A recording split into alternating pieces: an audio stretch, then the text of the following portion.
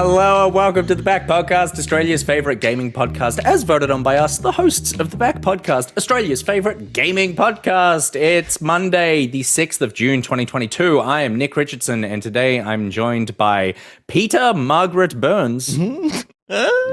And he's charming enough to date your mum, but also cool enough he won't make you call him dad unless you want him to. It's Subpar Lover. Welcome. Hi. What's up? I like how you said welcome like it's your show. Yeah, I know. It's an instant ownership thing. Asserting some Hostile dominance. takeover within the first 15 seconds. I like it. Yeah. I do want to call you dad now.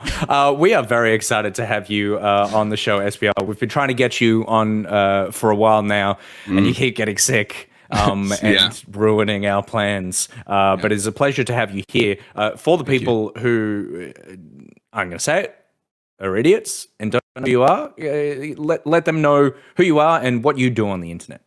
Yeah, well, some of the things I do on the internet, some things I'll keep up my sleeve. Subpar Lover, I am a Twitch streamer primarily, have been for a long time, and play a lot of looter shooter kind of games, Borderlands and stuff like that. I dabble in some Pokemon.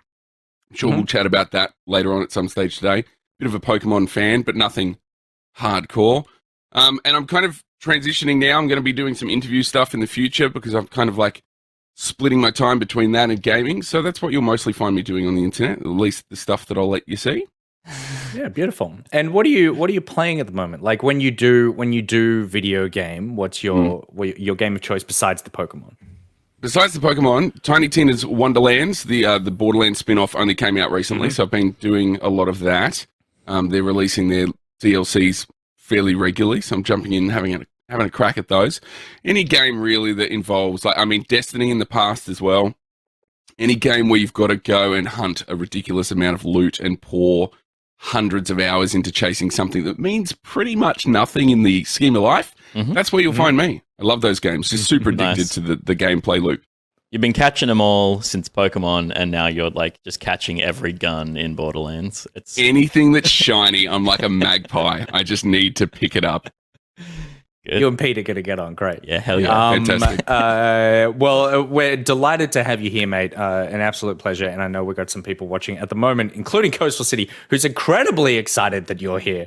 Amazing. Literally screamed, "Oh my God, Sub is the guest." So you've got some fans in the chat already. Amazing. And speaking of fans in the chat, let's get started with the news because it's brought to us by one of the fans of the chat. But Pete, it's not going to break itself.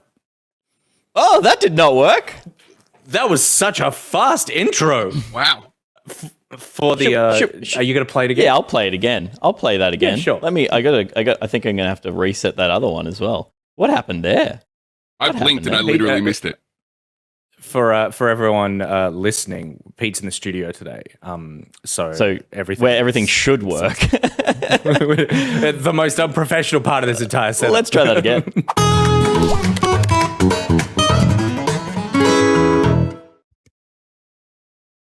The Backup is presented by one of our top Stitch patrons and the best evil person we know. Whoever decided that the Mario Strikers demo sessions would be in 1 hour chunks over the weekend. 1 hour chunks. It's not enough time to do anything. Sorry, I mean Evil Spy Boy. Evil Spy Boy is bringing you the backup. Get your exclamation mark Spy Boys out in the chat because thanks to his generous Patreon support, Evil Spy Boy is bringing you the backup and he's hoping you bring the generosity to Food Bank Australia. Food Bank provide regular breakfast to more than 132,000 students at schools across the country. And on top of this, more than 200,000 kids seek food relief from their charities every single month. Donate at foodbank.org.au.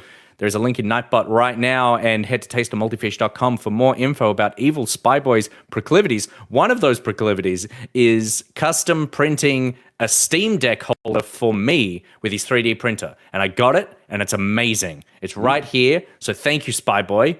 You're not so evil after all. All right, let's back up and look at the biggest stories of the week. As voted on by us, the hosts of The Backup, where we back up and look at the biggest stories of the week. SPL, you are the guest. Can you start us off with a story that made you back up and say, hey, that's a pretty big story? Pretty much anything Pokemon will make me stop. Pokemon cards, especially Pokemon games. So Pokemon Scarlet and Violet being the first in the franchise that will allow 4 players to run around.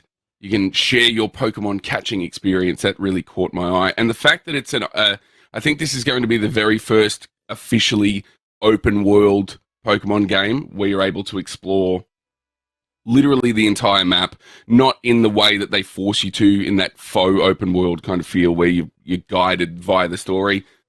Scarlet and Violet, you can just go wherever you want, whenever you want from the very beginning, and I think that's going to be super exciting. I think Pokemon has been one of the most beloved franchises, but also super stale, if we're being honest. Mm-hmm. This is massive, and I think this is just like Pokemon Legends Arceus recently did.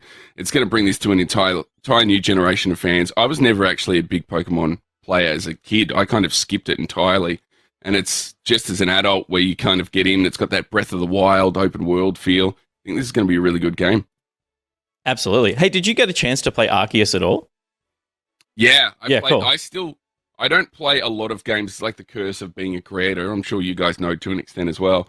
When you're not creating content, you kind of like look at the game systems and go, not today. Yep. I can't be bothered. Whereas Absolutely. I'm picking up Pokemon Legends, and I'll put in 20 minutes, 30 minutes, and run around and tick off some of the Pokédex, and it's the best kind of grind in a game that I've played in a long time. So I'm really looking forward to this, and I think there's a lot of variation whether you pick Scarlet or Violet. There's different. I think you start with different professors, regardless of. Usually in the past, it's been the same narrative. Kind of, and the Pokemon's changed. I think there's a variant in the narrative as well. So this is going to be pretty good. Fucking hot. Yeah, well, I mean, let's call a spade a spade. They're pretty good looking as well. Jesus Christ! I know. I think that's going to sway more decisions than the Pokemon that are available. It's like, who do I want to fuck today? Who do I want staying to in EV see for 80 hours? My son's really into Pokemon at the moment, and my daughter is really into Pikachu. And so I was telling them about this on the weekend, and I was like, "Hey, there's a new Pokemon game coming out, and it is going to be that thing where like there's a lot of decisions about which, what do you start with, blah blah blah." And I'm going to have to somehow explain to them like why I've picked which specific professor. Mm-hmm. It's like because this is Daddy's video game affair. So you're not going to go. I just tossed the coin. Pete, you're gonna be real straight from the jump. Yeah, 100%. They need to learn. Pete, you're excited for this one as well? Because I'm excited for this one, and I'm not even a Pokemon guy. So yeah, I really, really enjoyed what Legends Arceus did for the series. And having dabbled in, what was it, Brilliant Diamond, Shining Pearl, I was like, I loved those games on the DS, and going back to them with a facelift just felt like going back to the same old formula, and it was fun for a couple of hours, and then I was like, I know what I'm in for. But playing through Arceus, I was constantly surprised and enjoyed the process again, as opposed to going through the motions of the process. So I'm really excited to see an Arceus-style game as a mainline title with the split and like releases and seeing some color in the Arceus world. Mm-hmm. That to me was the biggest deterrent for Legends Arceus, was just how drab everything looked, and they've like pumped the saturation up to 1 million here. I think they've made a fun looking game as well as a fun playing game by the looks of it. And is this the first time that co-op multiplayer has been in a Pokemon game? Yeah, as except for co-op battles. You could do 2v2 battles in some of the previous titles, but in terms of exploring the open world, I'm interested to see how it plays out. It's not like the Switch is a powerhouse, and the game Arceus ran fine on it, but I didn't feel like they had a lot of headroom to throw in a bunch of new features. What's going to happen when there's 4 players running around the same open world? It could all fall apart. It just goes to grey box mode. Just totally. But the promise of it is really exciting. I made the comparison between Breath of the Wild in terms of how open world it is. Graphically, not in the same league whatsoever. It was chalk and cheese. Yeah. So I think that'll be fascinating to be, particularly with the open world of the catching in this new, what do you call it, Legends version of Pokemon. Ambushing Pokemon people like moving through tall grass around a rare Pokemon is going to be like a fun thing to see and do.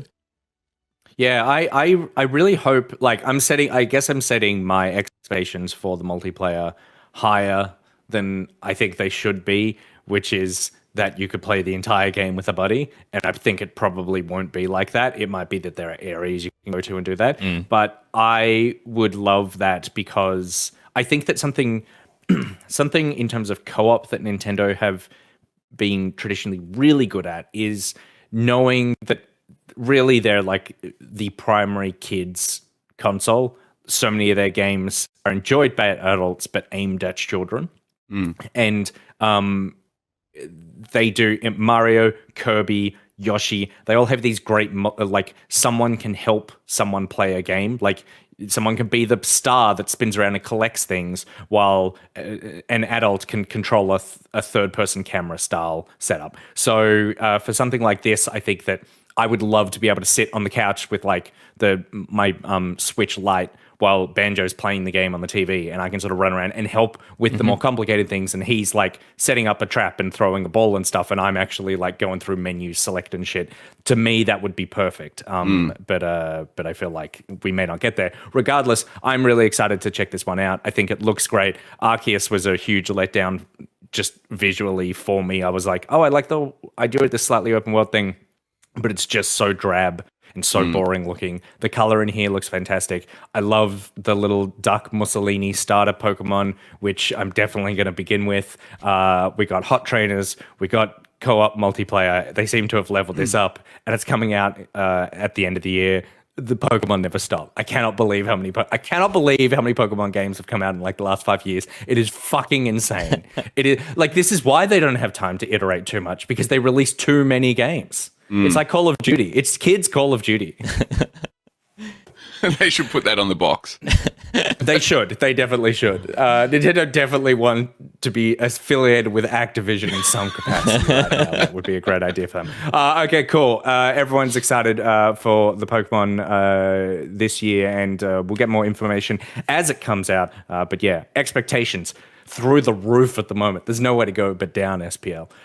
Pete, talk us through your story, that caught your eye this week. Yeah, so Abandoned, the PlayStation exclusive hype machine that we found out about last year. GameSpot have done a bit of digging, and apparently the game is in turmoil. Would you believe? Would you believe this game is in turmoil? So it was. There have been reports that Abandoned is currently not actively being worked on, and there is no game in development. Sorry, I should have done quotations for that. Not actively being worked on, and there is no game. Terrifying quotes about a video game. There is no game is wild. Yeah. That's the opposite of what you want to put on the box. Yeah, totally. Totally. You can't sell a game box that doesn't have a game in it. This box should not exist. Abandoned. Quote, there is no game. Second quote, it's just box. It's all box. The claims come from GameSpot, which allege have information directly from a private Discord server through which Hassan Karaman of Blue Box Game Studios, the director of the game itself, that's where they communicate with kind of a select group of fans. I think like an NDA'd group of fans who have let slip some information about how worried they are about kind of the time they've invested in, and for some people, the finances they've invested, including some artists that have worked 50, 60 hours and have kind of lost communications with the studio. To give you a little bit of a refresher on the history of this, it was announced at a Sony, I don't think it was a state of play, but it was like in the PlayStation blog that this thing was happening. People saw it and were intrigued and started to think that maybe Kojima was involved in it. And Blue Box didn't try and dissuade people from thinking that, but Kojima never has been said officially to be directly involved. They also tweeted teasers that it could be a Silent Hill game. They tweeted abandoned equals S ******L. what could it mean? And it's like they were trying to pretend they were a Silent Hill game. And now I think they're still pretending to be existing at all. Is the current pretending to be a game? Yeah, like a wild story because the internet got hyped about this tiny little teaser that we're looking at right now. And it's like I feel like I could be wrong, but I feel like right now vaporware is less of a thing than it's ever been. Yeah, I think that developers have learned their lessons of like, even if something gets pushed a bit, unless it's an Amazon studio, or unless it's an Amazon studio, that's true. Well, is it vaporware if it gets released and then pulled immediately? Is that vaporware? But this is like classic. Just like do not trust anything about this game. About not saying that the people behind it aren't trustworthy, but I think that the people behind it do not understand how the internet works, or think that they're giving the internet something that the internet wants, but actually they're giving them something that the internet will tear apart. Like they are trying to provide mystery behind something, but actually it's like you're proposing all these questions that are just teasers for people to get them let down. The idea that now this game is not even being worked on, and then they've come out and said, that's rubbish. We're absolutely working on it. These people are just trying to tear this game apart. It's like, I need you to shut the fuck up about your video game until there's actually something to play. Because at the moment, I think we will never play this game, and it's damaging to Sony that this was even something that like was announced under their brand in some capacity. That it's like Sony are having enough trouble right now with games coming out on their platforms for this to also be a thing that sort of like has and getting that platform out there. On it. Totally, yeah, 100%. SPL, did you have any sort of awareness of Abandon when it first got announced? So does this mean anything to you that it may not be a video game at all? Look, I had no idea that this game was ever going to be a thing, and it looks like it's not going to be, which is about appropriate. However, since getting wind that we might have been chatting about this today, I have had a little bit of a look at it, and it is bizarre. It is bizarre, and I think you're 100% right that these days, like, you can't put out teasers super far in advance and then not back it up with something. To hear, like, I'm just having a look at an article, and to hear them, Blue Box, say things like the prologue will be released whenever we're ready. You're like, that doesn't inspire a lot of hope, a lot of faith when it comes to this kind of thing. It almost feels like one of those train wrecks that you kind of sit back and go, I want this game to come out for the few people who want it, but I'm also happy that this is an absolute disaster because it's fun to watch in a horrible kind of way. But yeah, I think the irony of it being called Abandon is just hilarious. Isn't it beautiful? Other than that, yeah, I'm so interested, like what we're even seeing on screen now, it just looks like a tree simulator. All the trees are bare and barren, and it seems to be that development is about the same. Yeah, they didn't quite get up to developing colors yet. Yeah. They had maybe it's making Pokemon Arceus, Legends Arceus look like the most vibrant game HD. of all time. Yeah. There's also another wild part of this GameSpot story is that the developer, the head of the studio, has a chat room where he's talking to like super fans of the game, and in that chat room is kind of soliciting business deals within it. So he put a thing in there saying, "Hey, blank.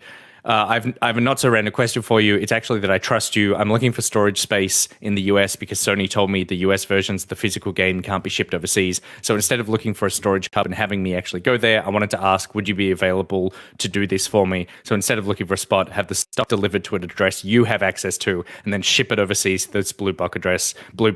You will get a fee, of course." Now, again, it's one of these things of that could be completely innocent, and the dude is actually just like, we don't have a lot of money, we're just trying to like figure this out, I trust you, I'm sending you this message to like, can you help me out? But there's also that thing of like, when you get to a certain point, and I think that point is your video game was on the PlayStation blog, announced there are trailers with PlayStation logos on them. You should not be like DMing people saying, "Hey, can I use you as basically like a drop ship address? Yeah. I'll sling you Your PO $50." Exactly. Yeah. It sounds an awful lot like it's so weird. those game boxes are going to be laced with hard drugs, and that's his way of getting them 100%. around the country. 100%. Yeah, very strange. Also, I feel like even if this game never comes out, this is 1,000% not the last time we hear about it. No. And I am looking forward to what the next thing we hear about this game is, because it is a wild ride going on this. And whatever the game is, you cannot possibly, it will never live up to the drama that has come before it. So yeah, that's very exciting. Let's move on now to a story that has some games that are definitely coming out, because Sony had their State of Play on Friday morning Australia time, Thursday night in the US last week, and they announced quite a few things. This was I believe it was the first Summer Games Fest official branded press conference. So the sort of the Keeley Week Key 3, as I've heard it referred to, which I think Excellent. I'm going to definitely start using. This is the first sort of like official presser. As part of that, Sony announced a ton of things at this. We watched it on the show last week and we sort of spoke about it. But SPL, I wanted to hear from you. How did you feel that the State of Play went? Were there any games that caught your eye that you're excited about? Any that you think might be a miss? And just your sort of overall vibe of the show?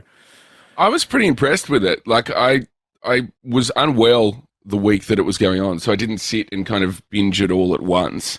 But the general feedback's been really good. I am a massive fan. Like, a game's good when my PC probably isn't even capable of playing it, but I'm super excited that Spider-Man's being remastered for PC. Yeah. Such an amazing game, so good. I'm just flicking through now. The VR port for Resident Evil Village is going to be interesting, because there's a lot of people when that game came out who wanted that very giant lady to step on them. That was 100%. A massive trend on Twitter for a very long time. So now there's a lot of people who can just invest in a headset and live their best life. So I'm excited for them. That's going to be interesting. There's going to be a lot of people not leaving their house for a couple of weeks. Those are the two big ones. And also, I mean, there seems to be the Callisto Protocol. They say is looking very Dead Spacey. We'll talk about it potentially as we go on in the show. But I'm not a massive horror person. But there are some horror games that I look forward to watching. I don't necessarily always want to play them, but that does look like one from what I've seen in trailers and the gameplay reveal. I think there's going to be some streamers out there making some awesome content, and I'll probably pop in and just kind of close one eye and have a look at what they're doing. But those are the things that really jumped out to me. It's like, headphones really low. And look at the bottom right-hand corner of the screen. Don't actually watch. So when the jump scares come, I'm only partially scared by them. Just watch the streamer's reaction to That's it. The strat. Then, once they've screamed, you can look at the horror that's going on. I see you. Totally. This is not your first rodeo. When we watched it, I think that, Pete, correct me if I'm wrong, when we watched it, I think that the general tone was pretty solid. We weren't disappointed by it. Not disappointed at all. I don't think I was particularly surprised by anything, but it's all a good offering. I think that I've been thinking about it over the weekend, and I think it's actually really solid. In that I sort of went back and looked at all the games that they were talking about. They had said it's not going to be first-party titles, and there is going to be a VR focus on it. That was totally true. But there was very little in that I was not like, I am here to watch this. I'm here to play this. And also, like, lots of it was stuff that we knew. But the idea that they got the first gameplay reveal for Street Fighter, they get obviously Callisto. like a big new trailer for Final Fantasy, but the same goes with the gameplay for Callisto Protocol. They have the Resident Evil stuff of VR and the remake of 4. They actually got a lot of things, even though these games might be coming out on multiple platforms. Sony and now owns the headspace of like, you saw it here first, and I think that is a big deal for them going, because a lot of the time I feel like Sony State of Plays have been we felt like we needed to do something. And so we sort of cobbled stuff together. I think the last one in particular was the most disappointing one. They said they had come out beforehand and said that there's going to be a focus on mainly Japanese publishers. And it was a lot of sort of like just almost the same sort of JRPG trailer multiple times. And people were kind of like, oh, this is not like, this is super, super. That was the one where they, with the dinosaurs dropping out of the sky game. That was like the one thing that people were like, oh, that looks a bit different. This was really solid. And all weekend I've been thinking about the games from this and how I'm actually really excited to play them. I've never played Resident Evil 4, so I am super excited about actually checking that out in a remastered version that hopefully controls well, because everything I've heard is that it controls like shit everywhere else. Callisto Protocol looks dope, and I'm so excited for that. Final Fantasy 16 looks amazing. Rollerdrome is apparently single player. It's not a multiplayer game. It looks bizarre and weird, like Tony Hawk with a gun. Yeah. I'm into Eternanites, the Persona romantic sort of like fucking half a JRPG. Was it a fighting game and half a dating sim? Action dating sim. They got glowing arms. The Stray is going to be like free to everyone who has a more premium level of PlayStation Plus. I just feel like there was a lot here that Sony really started off strong with, and if they can continue this trend, I feel like then they're got a bit of momentum to be able to like remind people, hey, we do have video games coming to our console as long as you can buy our console, and it's worth sticking around. Pete, did you have any more ruminations over the weekend or things that you're getting more excited to check out? No, not more excited. I think like Callisto Protocol is the only thing that really like talks to me, to my like gaming interests out of this. Stray I will check out. Street Fighter I will check out. But yeah, the more I looked at the Street Fighter like roaming around stuff, the less interested I was in that. And there was some more leaks as well over the weekend that the full roster. Yeah, the studio was like, we didn't want you to see that. That's not final yet. So there's. I mean, I think there's a good amount of interest in seeing another Street Fighter. I think it's due, so it'll be fun to kick some do some low kicks. That's all I'll do. Sweep. So I feel like it was a good start for the key threes, and I'm now sufficiently excited for everything else that's to come. But the other thing about this, I guess the slight negative is that a lot of this stuff was 2023. There were some things coming, like Stray comes out July. Yeah. And then there was something. Callisto's December, which is exciting. Callisto December, and that's the big one for me. That is actually coming in December. The things that were coming this year were mainly things that we already knew about, like the Spider-Man port, or games that we've already played, and then what's the other one I'm thinking? Tunic as well, coming very soon. So there's still like. You got 6, 7, 8 months before the big stuff starts dropping, but Callisto Protocol coming this year. That's very exciting to me.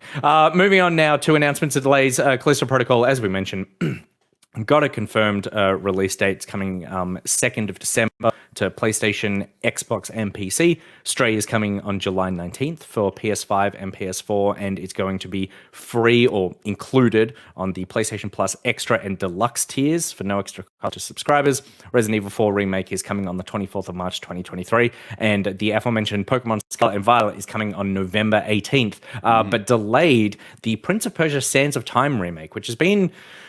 It got sort of shown, Ubisoft India are making this, and it got shown, it got a bit like, oh, really? This does not look particularly remade. It looks kind of the thing that it was. And then there had been some behind-the-scenes reports that game is in a bit of turmoil. It got delisted from retailers last week, and that made people think that it was cancelled. IGN have confirmed apparently the remake is still in development, but now they're saying that they are talking about reevaluating the scope of the game to be able to actually ship something worthwhile. So it sounds like that while not cancelled, has definitely hit development hell. Yeah. So we'll see what happens with that Prince of Persia. That's another Ubisoft title potentially in the same position as Skull and Bones. Of going, this is stuck with a studio. We have made commitments to governments, international governments, to deliver a product, and we're not getting there. So Totally. yeah, it's And that's actually, if you go Skull and Bones, which they have said is coming out now, Yep. but if you go Skull and Bones, that remake, and Beyond Good and Evil 2 as 3 games that are high profile. I mean, the remake is probably the lowest of those 3, but those are 3 big games that have been in the works for a while to be sitting in development hell in a world where they're just chewing through money. That's not a good spot, particularly for Ubisoft to be in. All right, that is literally all the video game news that happened this week. There's nothing else you need to know.